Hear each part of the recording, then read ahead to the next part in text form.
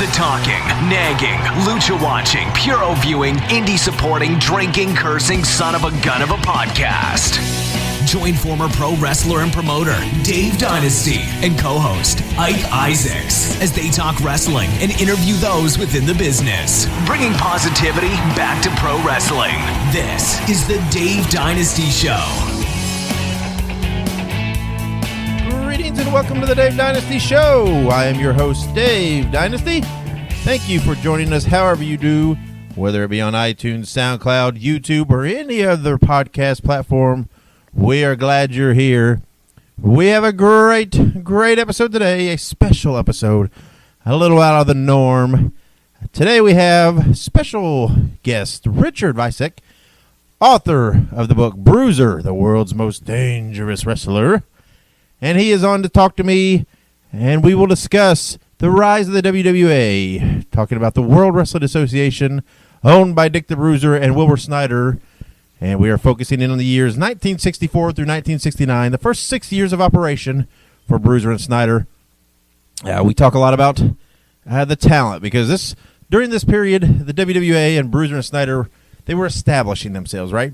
They were attempting to do something out of the norm. They had other regions and other territories, and they were starting something new, and they were establishing themselves and establishing a talent roster. And that's we talk a lot about that. The guys coming in each year, and you know, and in some key happenings during that time that really helped establish. That's kind of the focus on today's episode, is the formation, the rise of the WWA. That's why we call it that. How it established itself and set itself up for the 1970s, which were peak years for Indianapolis. Some of the greatest wrestling, in my mind, in the history of wrestling came from the WWA in the 70s. So we talked today on how it got there and how things came to be, give a little background on what was there before, not a whole lot, but just setting a little foundation for how it got to 1964 in the formation, and how Bruiser and Snyder began running in Indianapolis. Great stuff. This is highly anticipated. I've been wanting to work on this for a long time. One thing or another kept coming up and pushing it back, but here it is. It's done. It's in the books, and this is only part one of this series. We will be doing episodes in the future on the 1970s and the 1980s. Already have a special co-host lined up for the 1970s. We're actually already talked that we're going to probably split that into 2 episodes to split the 70s in half, because there was so much good stuff that happened. This guest is great. A local historian of Indiana wrestling. You will know who he is if you are a fan of wrestling in this part and read anything online. You'll know who this guy is. Very, very knowledgeable. He's working on, over the next couple weeks, getting some notes together, getting some outlines together so that we can do that, continue on the series. And then I will find somebody. We will come on and do the 1980s, right up to the move to Toledo and to Bruiser Bedlam. And from there, I then would urge you to go and listen to the episode of Graham's Gallery with Dr. Jerry Graham Jr. that I just put out, where we talk about the nuts and bolts of Bruiser Bedlam, how it came to be, the key players, etc., right up to the end of the WWA and Bruiser Bedlam. So we've started there, started here today with the rise of the WWA. We have the Bruiser Bedlam episode out there under Graham's Gallery, and over the next several weeks, months, whatever, we will fill in the space in between with episodes. Exciting times, trying to get a little exposure, a little focus, a little spotlight on the WWA, the World Wrestling Association, wrestling in the Midwest, wrestling in Indianapolis, Dick the Bruiser and Wilbur Snyder, because it is an often overlooked territory, deserves more attention, and that's what I'm trying to do. I'm trying to bring a little light. I hope you enjoyed today's episode. And please share it. Please tell your friends that, hey, give this a listen. It's good stuff. If you've ever wondered, and I hear that a lot. I hear people saying, you know, I'm always curious what I've seen about the WWA and what I've seen with Dick the Bruiser. It's good stuff, and it's piqued my interest, but there's just not a lot out there, so I'm trying to solve that. So tell your friends, share this, tell them to give it a listen. And it's especially crucial that on the day this is released on Monday, when we put the initial post up on Facebook and on Twitter at 9 a.m. Eastern Time, that you share and retweet those, because we will be giving away a copy of Bruiser, the world's most dangerous wrestler, to one listener. Picked out of those that retweet and share on Twitter and Facebook that initial 9 a.m. Eastern post. We will draw a winner on Tuesday. So if this is after Tuesday, that you hear this, Tuesday the 14th, November 14th, then, well, you've already missed the drawing. But so share that initial post, retweet that initial post. We will pick one winner to win a copy of Richard's book. Great stuff. Highly recommended. It's a phenomenal book. And we're going to take a break to hear from one of our wonderful sponsors. And when we come back, it'll be me and Richard talking about the rise of the WWA. So stick around.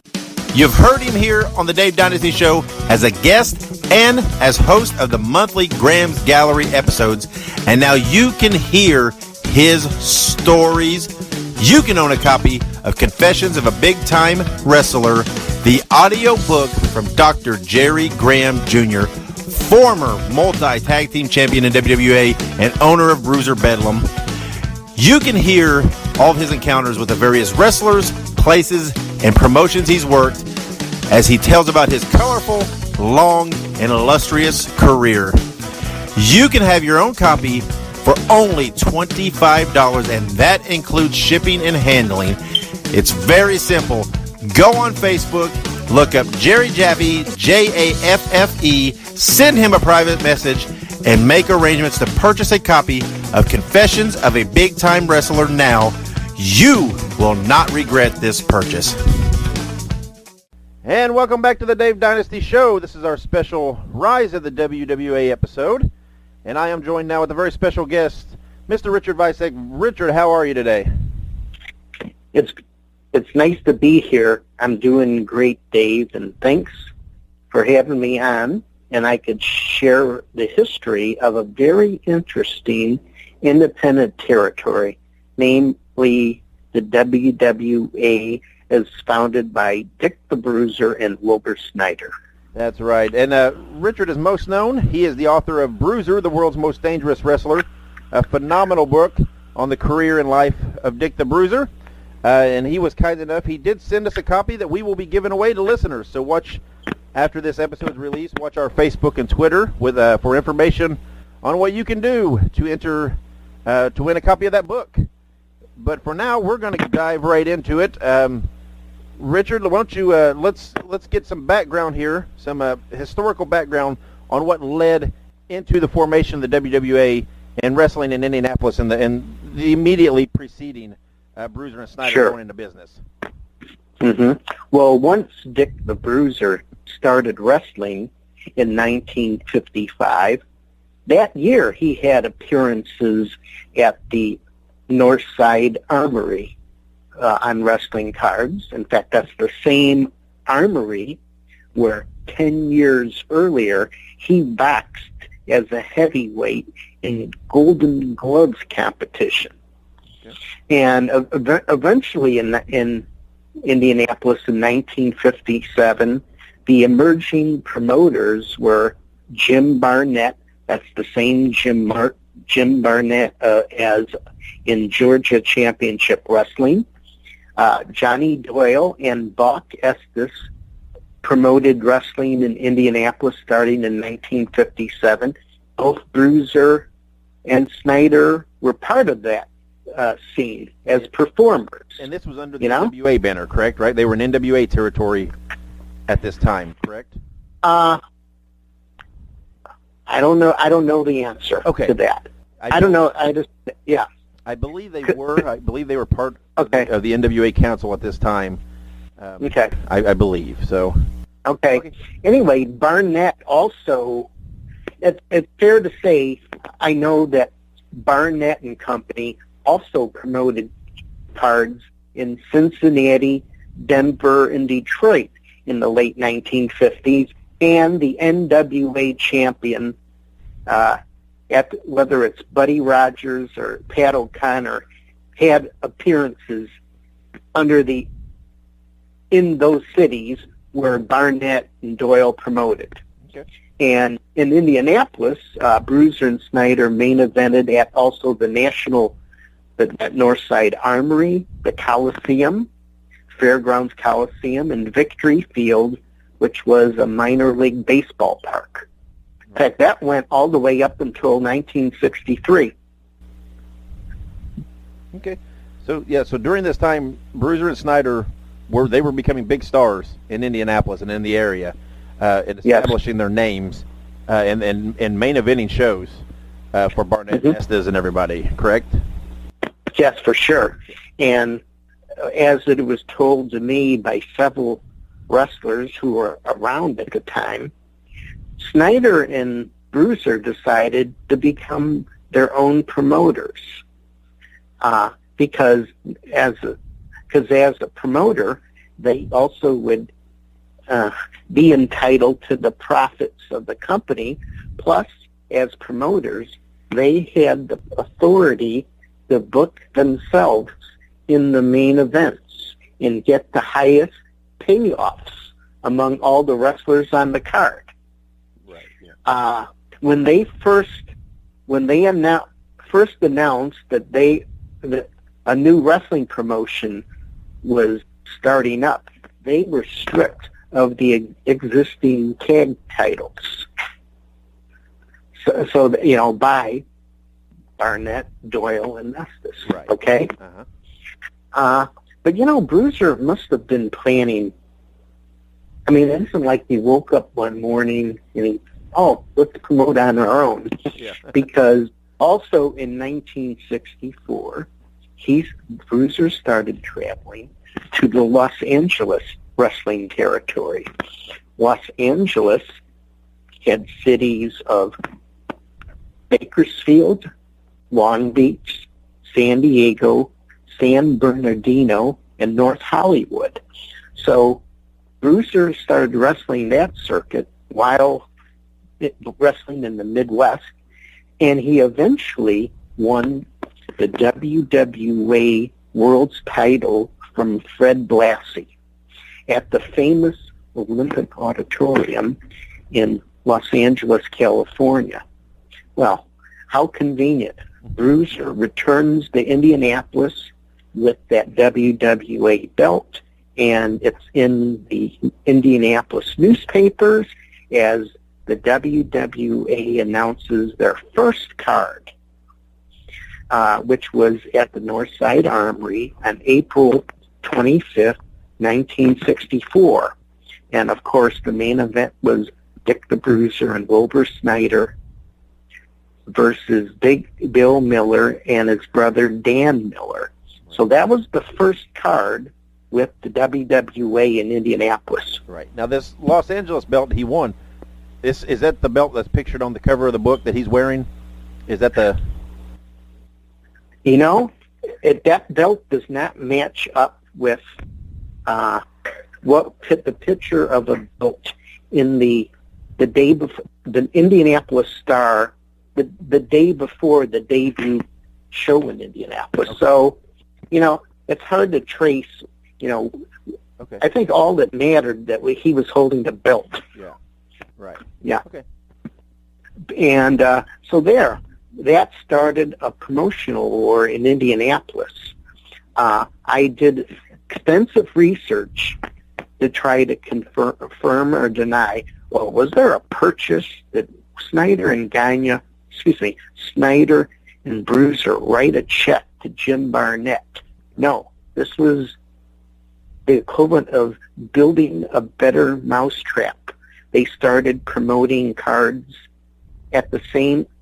Bruiser and Snyder started promoting cards during the same months that Doyle and Barnett and Estes promoted cards. Right. And I think there's a lot of confusion because a lot of people think they bought the territory, bought the city, and that's not the case. They just went into business for themselves. From what I tracked to the son of Buck Estes, William Estes, an attorney in Florida that was very emphatic and it held bitterness. How about this, Heath? Remember, I'm just paraphrasing here. We gave them all that employment, and I know my dad invited Wilbur Snyder and his family at our house, and look what those guys do. Right. They quote, steal our territory. Well, the build a better mousetrap, that theory did not apply widely to the wrestling industry, because the principle was, okay, that promoter has exclusive rights to promote, even though it's not legally entrenched. But they changed all that. Yeah. And of course they set off. One of the next cards was at Victory Field, the minor league ballpark, where they had a rematch between Blassie and BRUISER, and BRUISER defended his title, and Blassie never wrestled in Indianapolis again. It was interesting, the program of that card, which was sponsored by the Kroger grocery store. The headline says, letter L period, Atlas promotes. Right. That's BRUISER's BRUISER's. Right. Yes. Yeah. Mm-hmm. And what was the reasoning behind that? Because there was a commission in Indiana, correct? And yeah. Mm-hmm. And according to my understanding, talking to the people who were there in those days, a wrestler could not own a promoter's license. Correct. Right. And be an active wrestler. Yeah. And so by having Louise Atlas as president, Shirley Snyder, Wilbur's wife, as vice president, and Margaret Atlas Johnston, BRUISER's mother, as secretary-treasurer, that solved the problem. Right. So the book actually has like the stock certificate, with those three ladies on it. Yep. And, that's so, I guess those three ladies knew who to put in charge of the program and who to book as the headliners, Right. Yeah. So the final card with Barnett and Company was in September 1964 with Johnny Valentine versus Tex McKenzie. But that was the fight. They sort of threw in the towel, and Barnett his next stop was Australia, right. and Buck Estes' next stop was Amarillo, booking for the Funk, for Dory Funk Sr. Right. And so now BRUISER and Snyder are on their own. And their talent pool in those years included Bobby Manigoff, the Destroyer, Dick Beyer came in for a little bit, Johnny Case, Billy Gelbs, Angelo Poffo, the Mongol. This isn't the Mongol from Mid-Atlantic years along, Cowboy Bob Ellis. So he had a pretty experienced talent pool to start out in those years. And I think a big plus for the promotion was their television voice, who was Indiana Hall of Fame broadcaster Chuck Marlowe, Right. who had been the wrestling announcer since 1957 when Barnett, Doyle, and Estes started up. Right. So he was there for 7 years, and he's a high school classmate of Dick the Bruiser. Yeah. And he's at Shortridge High School. And he is a known commodity in Indiana because, even for years after, not only did he call wrestling, he called, IU basketball. He was entrenched in sports in Indiana, so he kind of brought, almost a respectability to it. I would think, wouldn't you? Yeah. Oh, for sure. Especially when you have 40 years of experience with the Indianapolis 500. Right. And it probably didn't hurt the connection there to help get BRUISER and Snyder on television because of Marlowe's connections. Yes. And, Chuck Marlowe had a very conservative, straight-face style, but I think it worked great. The contrast on interviews with very rough-voiced, berserk Dick the Bruiser. Right. Mm-hmm. Yep. So that brings us through the first year, or not almost a full year. And at this time, then Bruiser and Snyder, they're in business.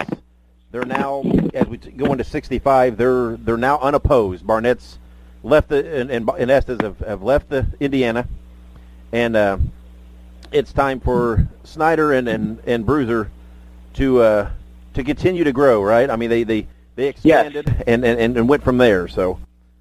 Yes. Well, I could start off by saying by 1964, they expanded the towns they went to include Louisville, Kentucky, Terre Haute, Indiana, and Fort Wayne, Indiana. Right. And maybe people may not realize that Dick the Bruiser was already a co-owner of the Chicago wrestling promotion with the giant Fred Kohler at this time. So he had his hands busy wrestling and promoting. With Vern Gagne, they even had a short-lived bid to wrestle, put on cards in Detroit opposite the Sheik. Didn't last long in 1965.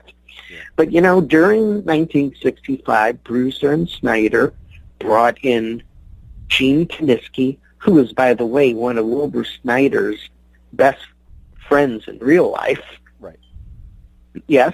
And you had Mike Snyder on, who told us that his godfather was Gene Kiniski. Right. Absolutely, yeah. So, plus having really big names coming in as opponents, like also Johnny Valentine, where they had cards at the Fairgrounds Coliseum. So now they could expand behind the 2,200-seat Armory and go to a $9,000 sports arena. Right. Yep. So that's a big plus to the promotion. They created some new tag teams. The most famous of one was the Assassins, which were not the same guys as in Georgia. Right. But that was Joe Tommaso and Guy Mitchell. Yep. And also there was a team, Roger and Dennis Dolly, who we know better years later as Roger Kirby and Dennis Hall. Right. And speaking of the those are with Guy Mitchell, I mean, Guy Mitchell worked with Bruiser for a long time, right? He eventually became very valiant, right? Correct? Yeah. Yep. There were, talk about an interesting career, because under Bruiser he wrestled as, started out as the Assassin, and then Guy Heenan for a while. There was Madman Mitchell, the Strangler, Jerry Valiant. So there were a lot of different characters in and out over 20 years. Right. Of course, Guy Mitchell was the Stomper in Detroit in the early 1970s. Great guy to have. I think the number one development in 1965 was the hiring by Bruiser and Snyder of Raymond Lewis Heenan as a manager. Right. And of course, he was given the name Pretty Boy Bobby Heenan. Right.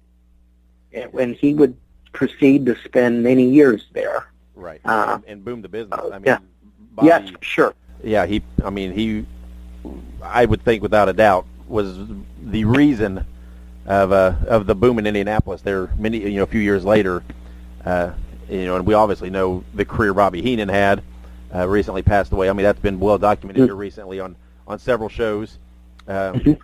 I know I believe you did an appearance on the 605 podcast. Did you not, on the Heenan special, talking about his early years? Yes. I highly advise everybody to go out there. There's a lot of material out there now to talk about Bobby Heenan. But yes, but we'll go back here on topic. Right, he was kind of the errand boy for Bruiser. In real life. Right, selling cokes at the shows, bringing jackets back, and then you're right. In '65, he kind of got the shot, got the call from Bruiser to show up, do the TV interviews, and he was going to be a manager. And did he not? He started with the aforementioned Assassins, correct? That was his first. Yes, for sure. Yeah. Yes, and that year also in 1964, Heenan had his first match as a singles wrestler against Calvin Prince Pullins, who became a mainstay lower and mid-card in Bruiser's territory. And also that year, Moose Cholak Yukon Moose Cholak started working for Bruiser and Snyder, and which he would continue to do for decades. Yeah, these are names that were working for Bruiser for 10, 20 years. I mean, through almost the duration of the WWA. So. And it was always amazing, Dave, while Bruiser, this year, 1964, at times, Bruiser was half of the AWA tag champions with the Crusher. Right. So maintaining that schedule, plus doing shots in St. Louis, working for Sam Muchnick. Right, yeah. So you should, I mean, if you plot all those dates, it's amazing how busy Dick the Bruiser was. Right, yeah, he was. I mean, he was a star, and in St. Louis, he was, which is kind of unique because he's kind of an interesting character. Not typically your Sam Muchnick kind of guy, really. He same kind of like the straight lace, but Bruiser being a little wilder. I mean, maybe that's why. Maybe it was just the contrast. But yeah, he was a star for Muchnick all the way up. I mean, I remember he worked his retirement show in the '80s. For sure. Yeah. So. Okay. Yeah. So that's through '65. Like you said, they continued to grow with their cities, branching out. Lots of key players, key wrestlers, key talents debuting and coming into the organization. Well, if we could just glad you brought that up. Here's some stars now that came in the Indianapolis for 1966. I mean, this is an impressive lineup. Fritz von Erich, Ernie Ladd, Louis Martinez, Mitsu Arakawa, the Crusher, and a new team managed by Bobby Heenan, the Devil's Duo, Angelo Poffo and Chris Markoff, who twice held the WWA Tag Team Championship. So, of course, not all of those guys lived there permanently. I say the one that really became a mainstay for Bruiser starting then was Mitsu Arakawa. Right, yeah. And in those days, having a Japanese wrestler that was sort of sneaky, played into stereotypes. Of course, we were still getting over World War II, at least older generations were. The biggest development, I think, that started at the International Amphitheater in January 1966 was the control of the Chicago Wrestling Club, mainly with Vern Gagne, plus Bruiser and Snyder had been smaller partners under Fred Kohler. While now the AWA, those are the belts that were shown on television in Chicago and appeared in person at the International Amphitheater. Those WWA belts were confined to Indianapolis and those Indiana towns.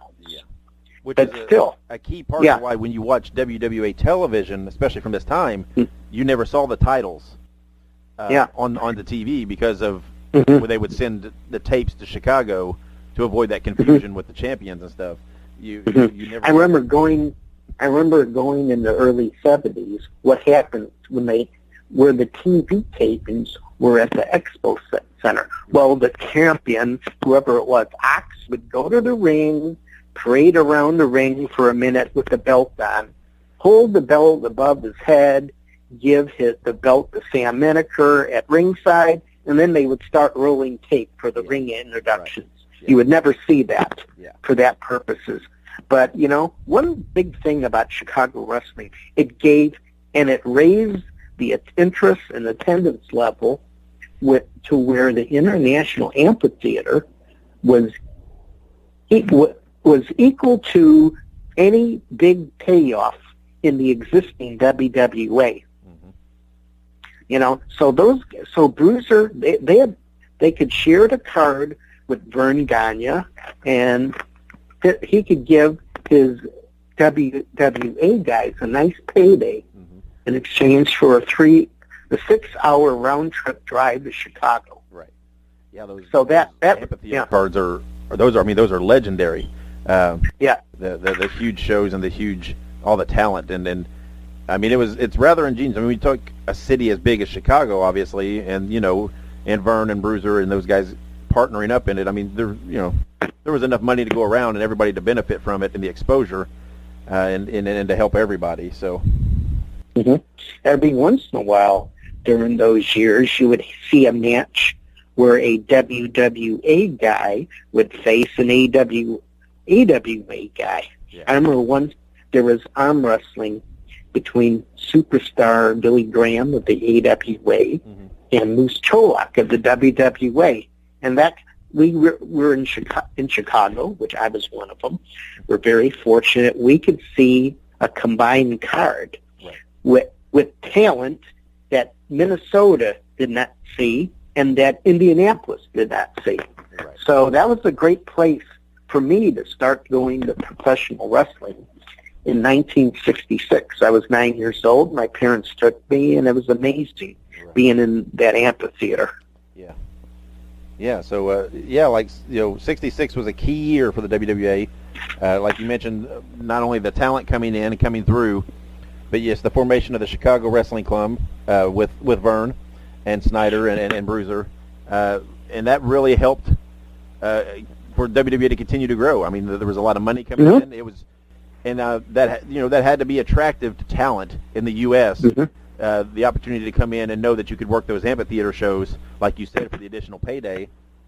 Yes. And that led, again, as we continue on into '67, on some key new talent continuing to come into Indianapolis for Bruiser. Yes. From the AWA, there was Cowboy Jack Lanza, who was trained by Vern Gagne. Yeah. Came into Indianapolis, frequently teaming with Wilbur Snyder. Right. As I mentioned earlier, Guy Mitchell started assuming the Guy Heenan identity. Of course, in 1967 is the first time you saw Paul Christie as a baby face. I think he had the Golden Boy moniker at that time. Right. In 1967, then, Mitsu Arakawa was teamed up with Dr. Moto, who WWF fans will recognize as Professor Tanaka. Yes. So there was a time when, and they, of course, became the WWA tag team title holders, and at the same time, a lot of that same time, they were the AWA tag team champions. So that was a unique, that shows how prominent Moto and Arakawa were, that they hold two tag team belts. And Bruiser still kept his TV at the Northside Armory, and sometimes at another armory, the Southside Armory on South Pennsylvania. He still played the Coliseum every once in a while, and Busch Stadium, which was it's the new minor league baseball park. Yeah. The big turn, I think, the big event was Blackjack Lanza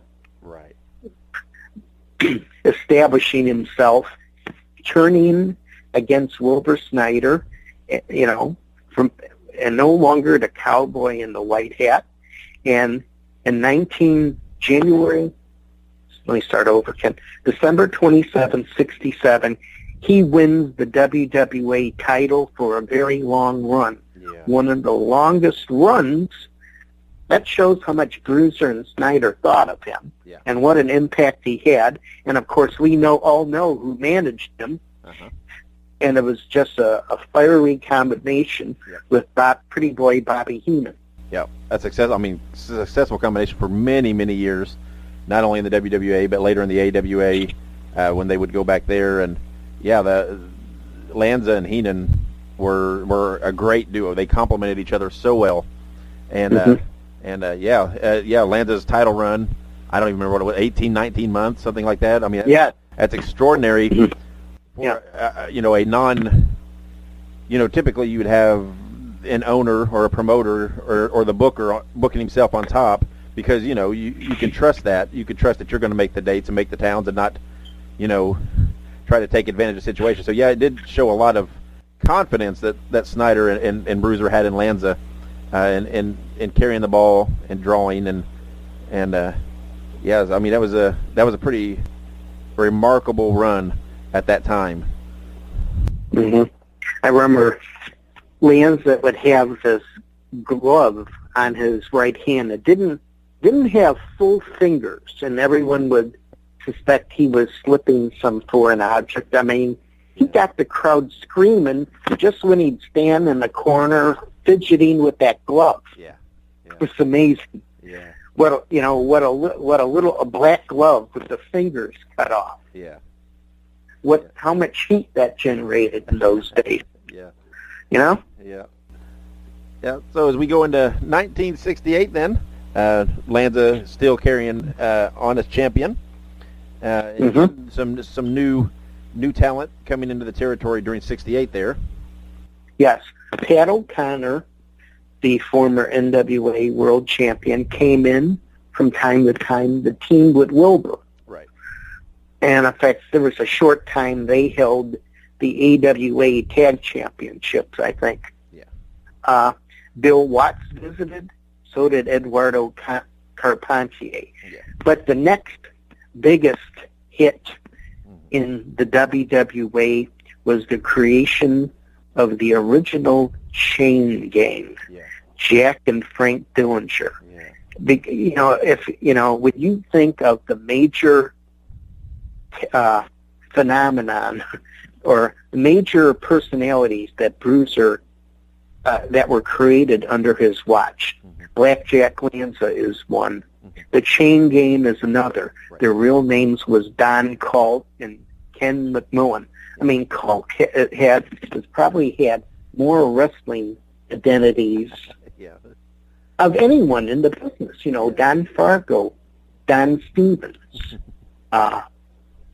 Dalton. I know Colt and McMillan were the Daltons, and they were basically a motorcycle gang, with pierced foreheads, that kind of thing. And to quote Johnny Starr, the WWA alumnus, who was on, he said, "I never saw a team generate so much heat." Yeah. And it was amazing how that chain gang and the classic confrontations that they had with the Bruiser and the Crusher in both Indianapolis and Chicago. Yeah. So definitely that year, and of course that year they started running the Hammond Civic Center. Right. Which that would be a mainstay through the whole run of the WWA. The whole run. Yeah. And Hammond Civic Center, that building was run by Buck Estes in the 1950s. Yeah. So, Bruiser and Snyder were no strangers to the Hammond Civic Center. Yeah. And going back to the chain thing, it was not only they're generating heat, but even the gimmick itself would generate heat, because it was a risky, which we'll hear about later. It's a risky thing for someone to don the biker colors, in the gear, and to portray that, because it's almost like gang warfare. Yeah. And then not only offending the gangs, but decent American people.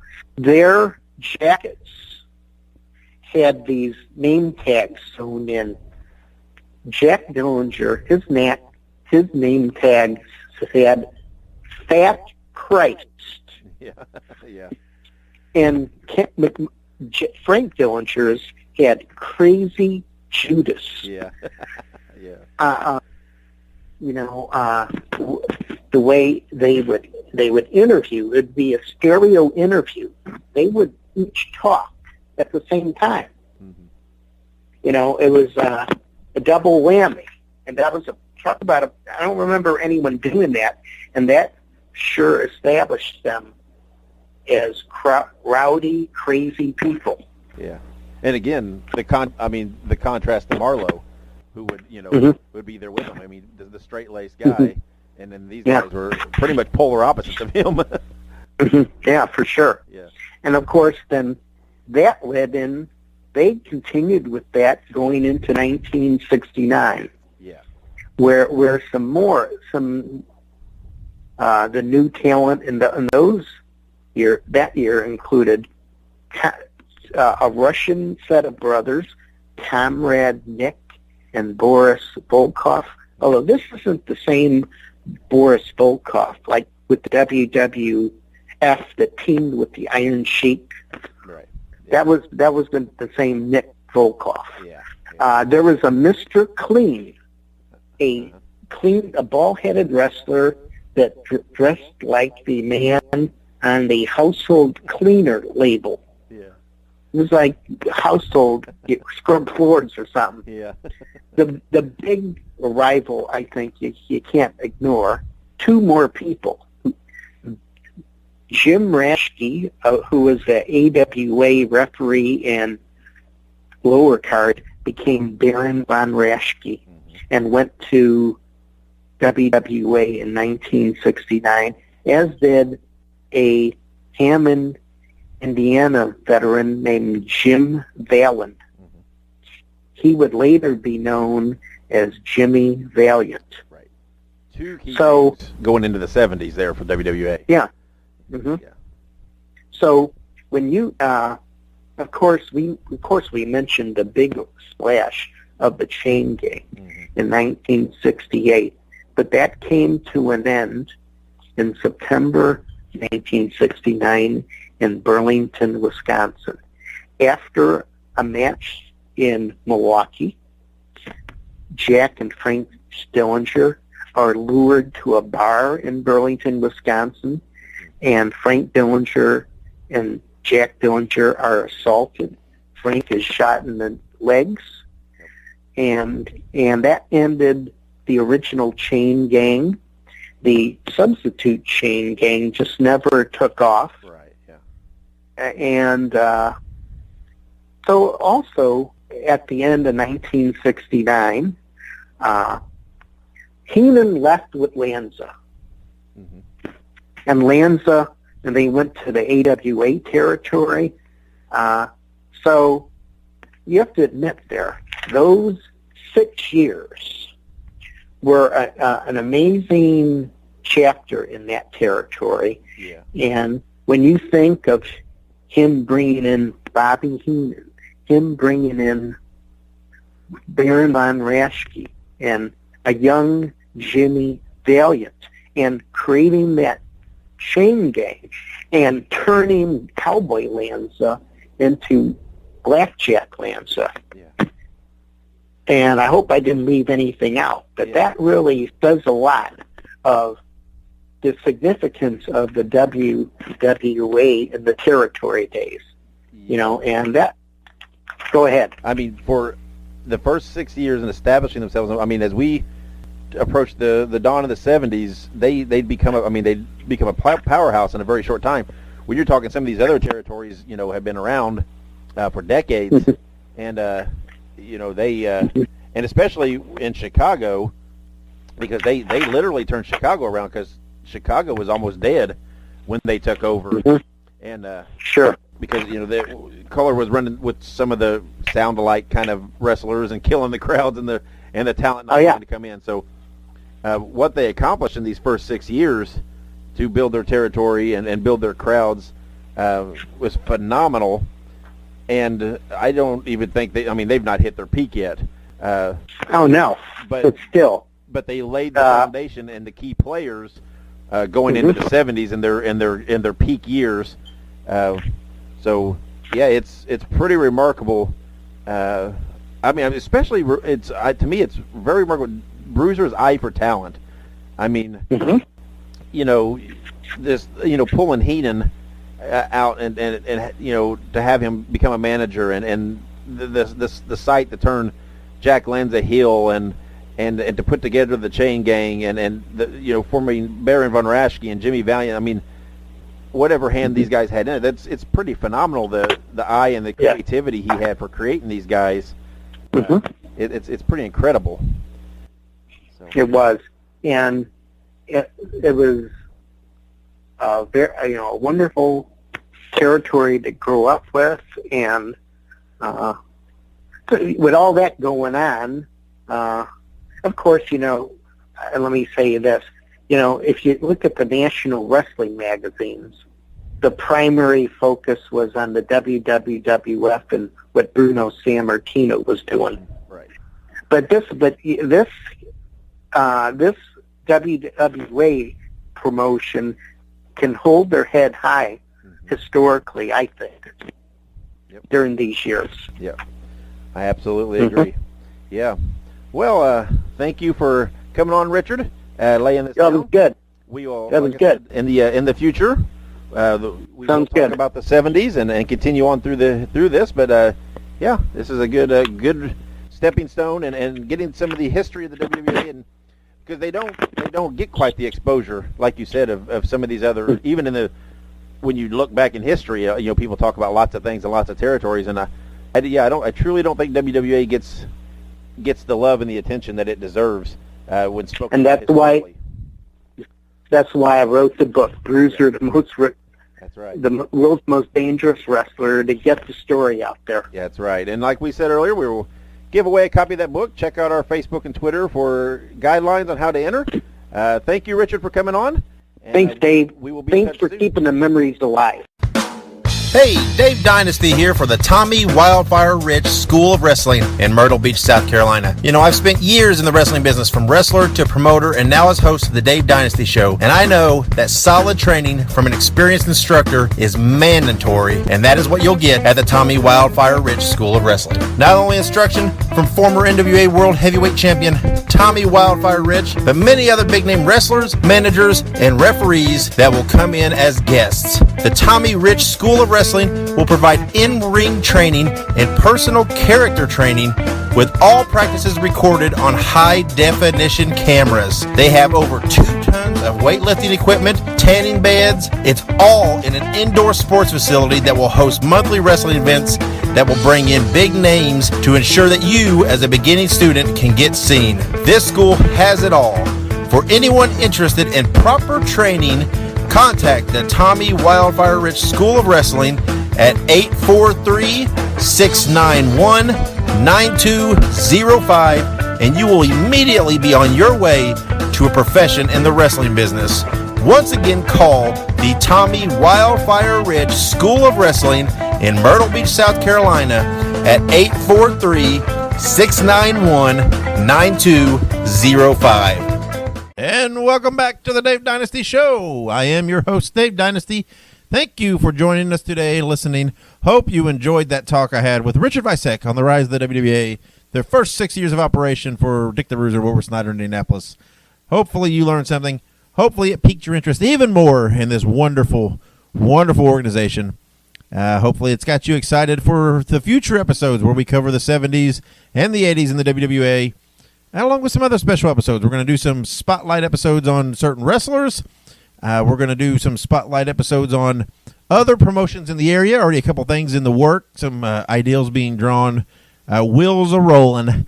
We are here to bring light to Midwest wrestling history and the current state of Midwest wrestling, and, of course, some of the young guys that we dub the future. So we're excited that you're joining us. We hope that you share. We hope that you tell your friends. We hope that you enjoy our episodes. And we hope that you will use that to further explore Midwest wrestling and Midwest wrestling history. Go out. I have lots of stuff from the WWA on my YouTube channel, so check that out. You can go to davedynasty.com. If you go right there on the main page, at the bottom, there's a link, WWA Memories. There's a banner. Click on that. It'll take you straight to the WWA playlist on YouTube. Lots of files, lots of complete episodes of television from the WWA, some matches, some other things, all kinds of good stuff. Get on there and watch some of that. There is some of it from this area. There's a little bit from this area that we talked about today. So get on there and watch that and explore further. That's what we like to say. We will give you some background. We'll give you some a foundation. Use that to go out and explore more and research more. If you come across anything cool in your explorations, or if you have anything at home, any memorabilia, any pictures, anything at all, please get a hold of me. We'd love to share it and help bring light to that and share it with the world. You can do that by catching us on any of our social medias. Again, you go to davedynasty.com, and there are links there to everything: Facebook, Twitter, Instagram, YouTube, you name it, it's there. So if you have something, share it, or you can drop us an email at dave@davedynasty.com. Let's chat wrestling, right? I love to talk to fans. I love getting messages on Facebook, tweets, direct messages on Twitter. I love chatting. Let's hear about your experiences and what you have. I look forward to that. That's the best part of this all. But make sure you share, tell your friends. If you'd like to support the show, like we said, go to davedynasty.com. As you're doing your holiday shopping, there's an Amazon.com and a highspots.com link on the left hand of the main page. Click those and do your shopping. No additional charge for you, but we get a little kickback, and it helps our little show stay free. Helps pay for our costs. And if you have a fan or someone in your family or whatever who's a fan of Midwest Wrestling, maybe a fan of the show, click on our ProWrestlingTees.com link and go buy them a shirt. There's the original Dave Dynasty logo shirt. There's the pop figure shirt with me and Ike. And there's also the Midwest Express shirt. Buy them one, buy them all. That is a great way to help the show and help with our production costs and help keep us free. And you can also make a one-time donation to the show at PayPal.me/The Dave Dynasty. We appreciate those. Or you can click on the Patreon link and make an ongoing monthly contribution. If you do that, we will produce and send exclusive content for those ongoing donators. So you get a little perks, you get some fun stuff. I've got things that I like to share and that I send those guys. So some cool stuff. It's an easy way to support the show, get some cool stuff with Midwest Wrestling. So do that. We do appreciate your support. We appreciate you listening. If you listen on iTunes, please go out and give us a rate and a review. It only takes a couple minutes, and it helps us out a ton. Just give us a 5-star rating, and even if you go on there and just give a review saying, hey, awesome show, love it. Very simple. It does help us. Help spread the word. Let's help bring some light to Midwest Wrestling. Let's help put positivity back into pro wrestling. Thank you for joining us this week. We will be back next week with